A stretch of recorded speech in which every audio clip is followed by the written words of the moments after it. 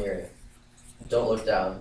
That's a quote from Edmund Hillary, and many of you probably won't know who that is because I had no idea when I first heard it, but it's still something that we can all relate to because we've all gone through mountains to get to this point today, where we are today. The person I would be speaking about not only overcame a figurative mountain, but traversed a mountain, was nearly killed on a mountain, and was rescued on the top of one. This person comes from a traditional, conservative Christian family that calls Seattle, Washington their home. And these stories are not only inspiring, but demonstrate the true determination of Kyle Rogers. Before Kyle was scaling mountains, he had to deal with a more personal mountain. All throughout elementary school, Kyle struggled with his weight, and that turned into a lot of bullying with his peers. And he then reflected this negative energy in the classroom and started to act out, and many of his teachers began to dislike him. So by the end of 5th grade, Kyle and his parents realized that maybe public school wasn't for him. So he became homeschooled, and he had a very unique education from that point on. Because his mom was his teacher, but she hardly taught him at all.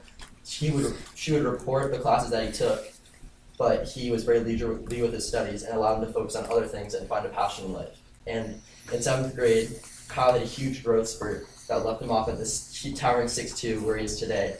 And that was right around when he got into competitive cycling, because his family friend noticed how long he was for his age group, and he was no match for the competition. His legs were so long. He won countless races at the velodrome, and he also just gained all these sponsors from nowhere.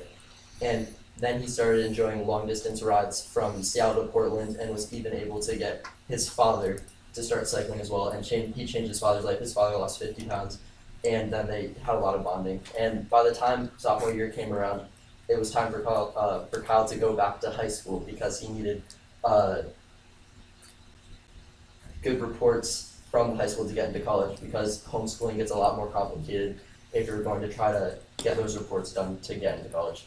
And he was nervous at first, but when he realized that he came back to high school as an adventurer, an athlete, and people weren't bullying him anymore, it allowed him to thrive as an extrovert, and he enjoyed the last few years of his high school experience.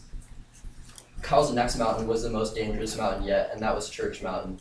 The summer after junior year, Kyle, his parents, his family friend Annalise, her parents, and his friend Daniel all got a house in the North Cascade area by Baker Mountain.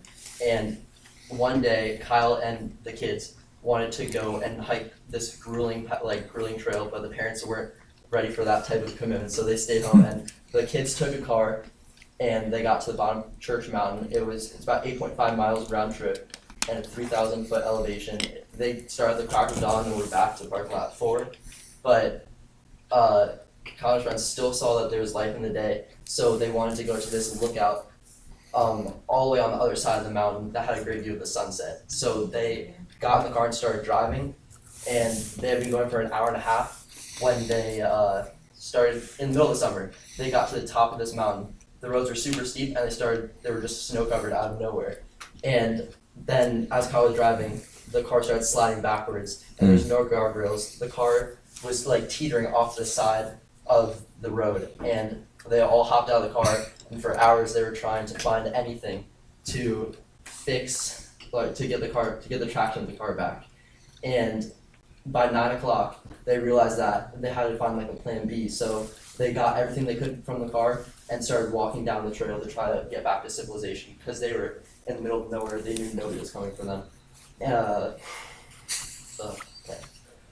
Alright, so it was about 4 a.m. and Kyle was hallucinating. It was so cold, but it was like he was just marching down this twisty, dark mountain road with his closest friends, and he thought he wasn't gonna make it. They didn't really know what was gonna happen, but then they saw this faint light come from the distance, and it was a car of ice pickers that luckily came up the road that brought them back to civilization. And